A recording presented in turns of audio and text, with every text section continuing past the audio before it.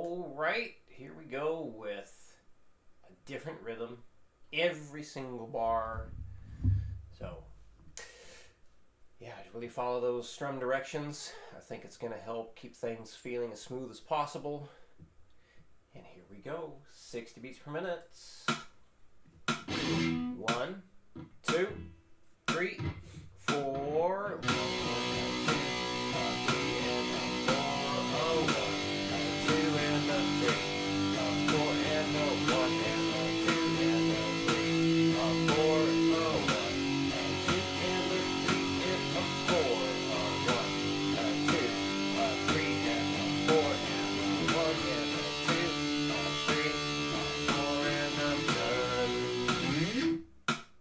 Under 20. 1, 2, 3, 4.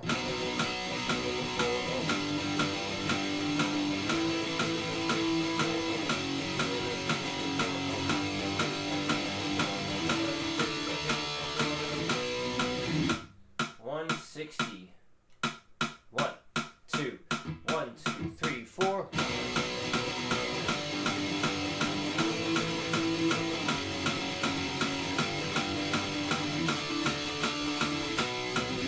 And repeats. 1, 2, 1, 2, 3, 4. 1, 2, 1, 2, 3, 4.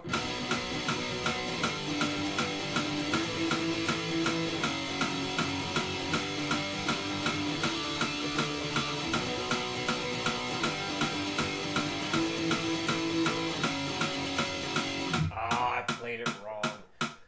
1, 2, 1, 2, 3, 4.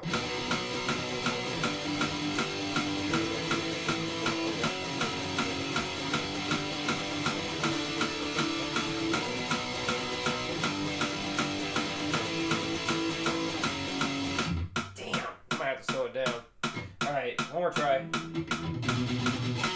1, 2, 1, 2, 3, 4.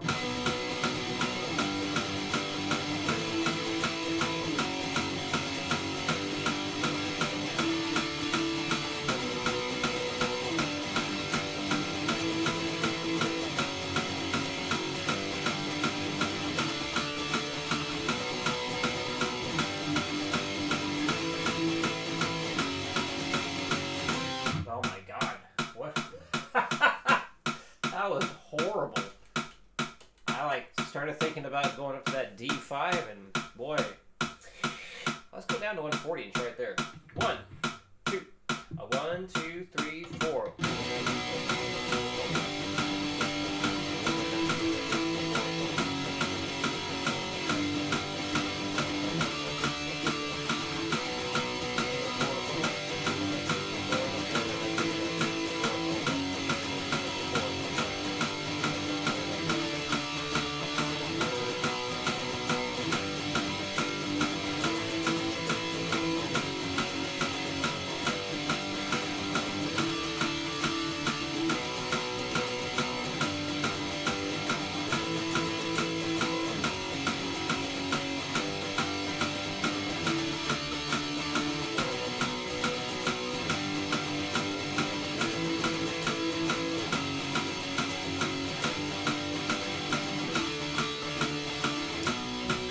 There we go.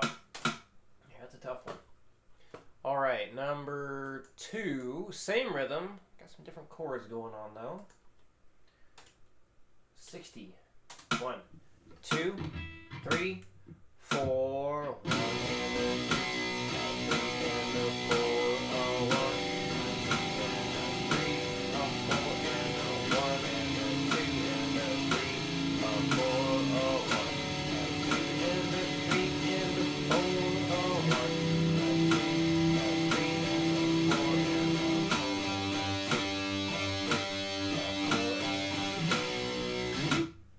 Under 20. 1, 2, 3, 4.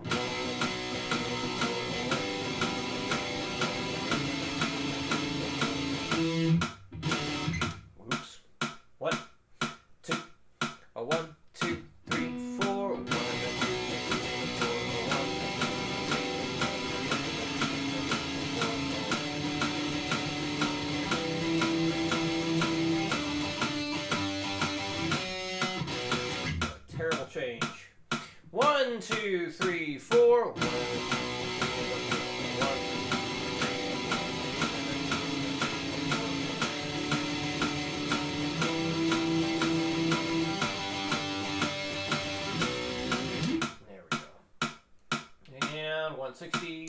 1, 2, 1, 2, 3, 4.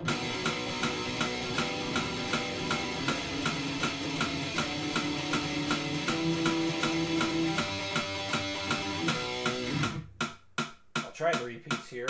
I'll try it again at the 160. 1, 2, 1, 2, 3, 4.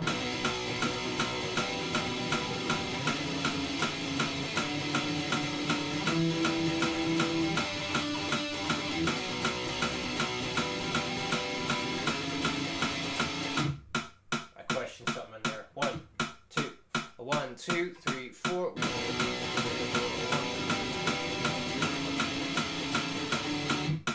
I'm just going to go down to 140 on this one too. It's one thing to play through it once, another one you got to do repeats. Way harder. 1, 2, 1, 2, 3, 4.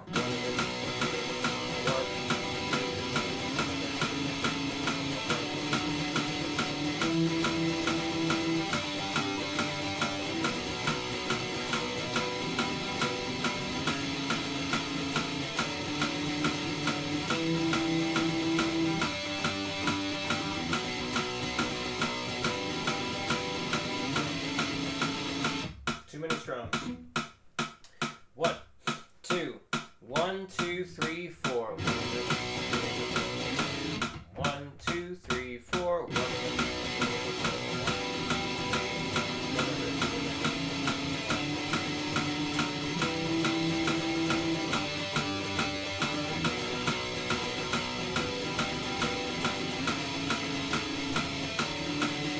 Damn, I'm having a rough day, aren't I? 1, 2, 1, 2, 3, 4.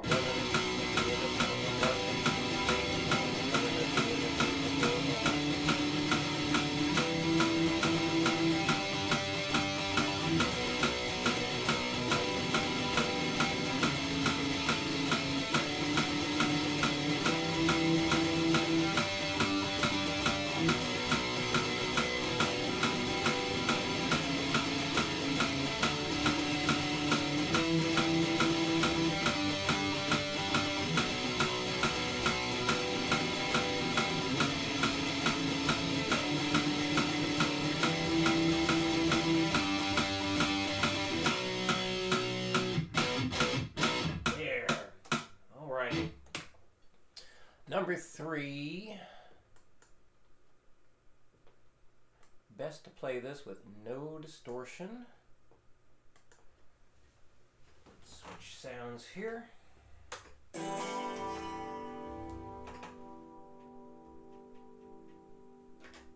Okay.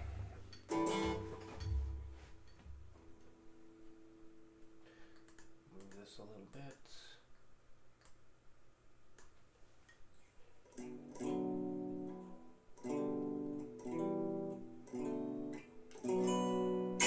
All right. Back to the 60. 1, 2, 3, 4.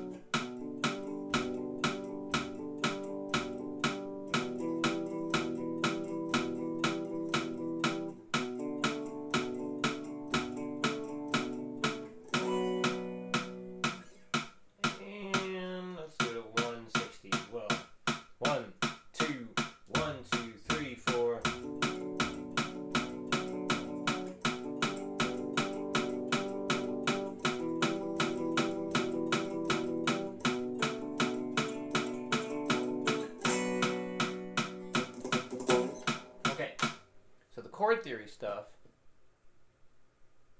reference the sheet that you got yesterday. So do a couple here.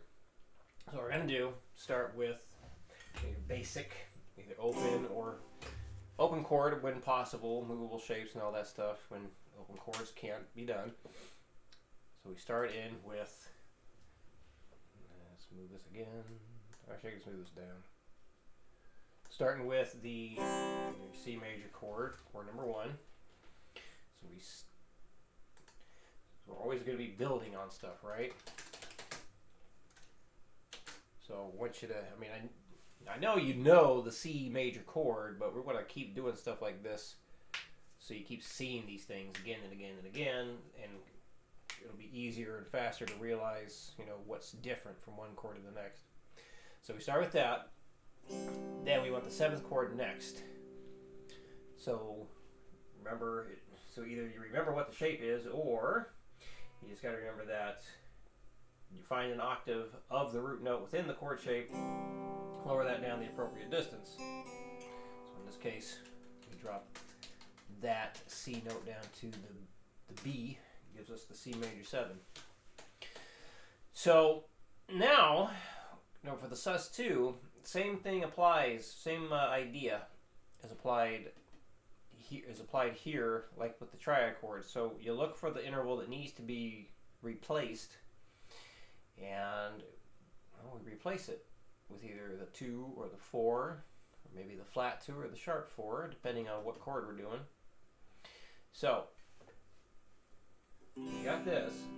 So E is our 3rd interval. So for the sus2 version, we drop it down to the next note in key, but we got to get rid of that high E note, so we can just still use that G like we did before when doing the C sus2.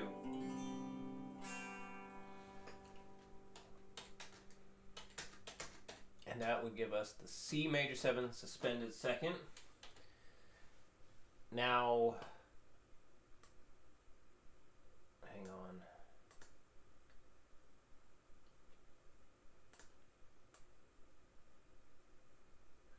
Yeah, so it's going to bring this up, and you definitely could call it that, a G major chord over a C note, as it is. But right there, the second one in, will give you the C major 7 sus2. Now, just like with the flat 2s and sharp 4s, you're going to have to type that in yourself. But some of the chords will be in that little auto generator thing.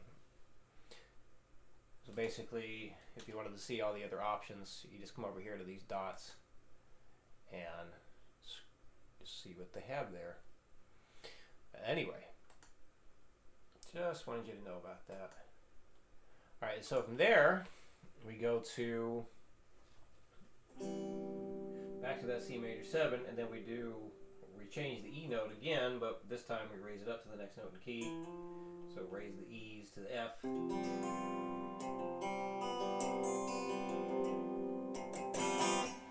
And that would give us the C major 7 suspended 4. So it brings up G7 over C, and then if you do the drop down thing, you'll find it as the 3rd chord. Ooh, I need to change the font size on that. Let me show you how to change the font size, in case you don't know about that. So if you hit F7, brings that up, come over here to text and styles, come down here to the chord names, and then I'll just put it down to 7, same as the text, or fret numbers and whatnot. Apply that, and there we go. Now it's not going to be so crammed in there anymore. So that's the idea. I'll do one more here. So hang on. Should we do this one because it could be kind of a pain in the butt. Alright, so number 3. So that would be our E minor.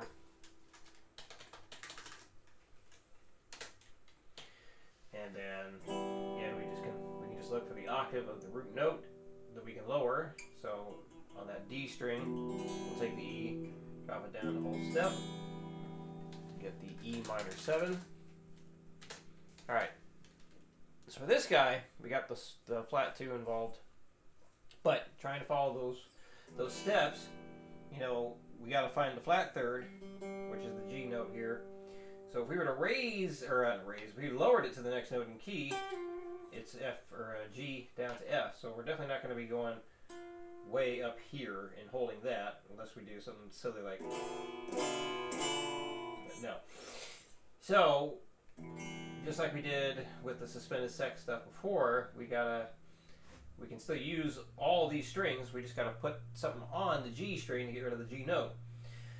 So if the flat 7 F is out, I would say it's a good guess without even checking that the E note is also out. But yeah, that's be all the way up here. So we know that E and F cannot be used on that G string.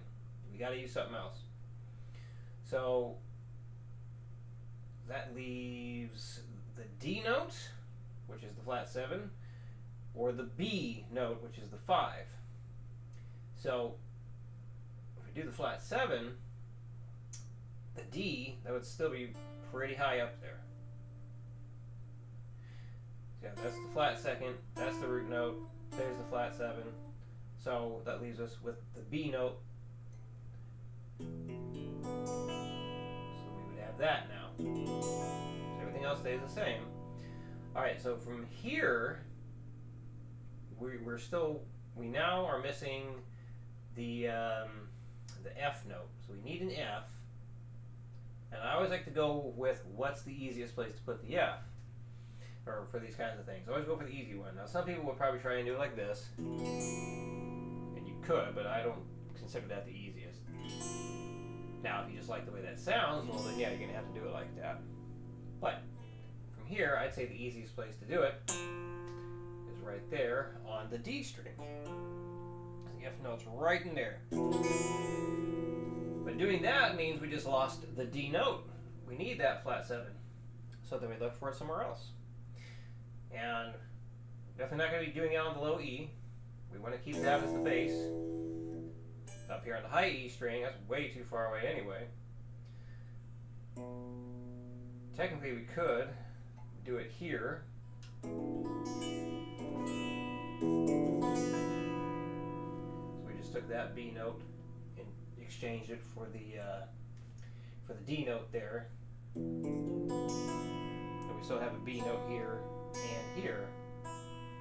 So that is one way you could do it. You can even double up the F right there. Or, what I'd most likely do, because I'm already in this area and it's easier to change, we're just going to take the ring finger and put that down on the D note on the B string. Hey, there's a familiar shape.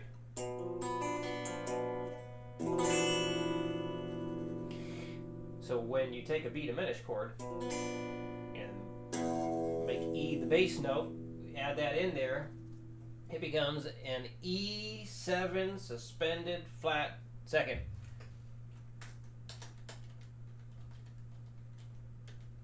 Of course, Guitar Pro makes sense. It would say B diminished over E, because that you can do it that way. Yeah, there's no way this thing's going to be listed in here. Yeah, it's not. Yeah, we're going to call it that. It's the E7 suspended flat 2nd. So, just keep that stuff in mind when you're dealing with open strings, and the open string needs to become the 2 or the flat 2, because there will be another instance of that coming up. And then for the sus4 stuff, once again, we go back to the E minor 7. We take that flat 3rd interval, which is the G note, raise it up to the next in key, which is A, and there you go.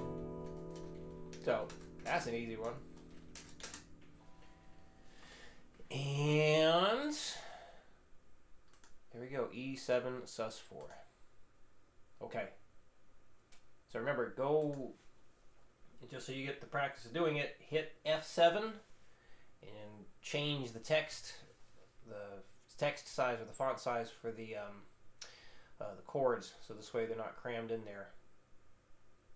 And that's that. All right, any questions, let me know. I will see you again next week.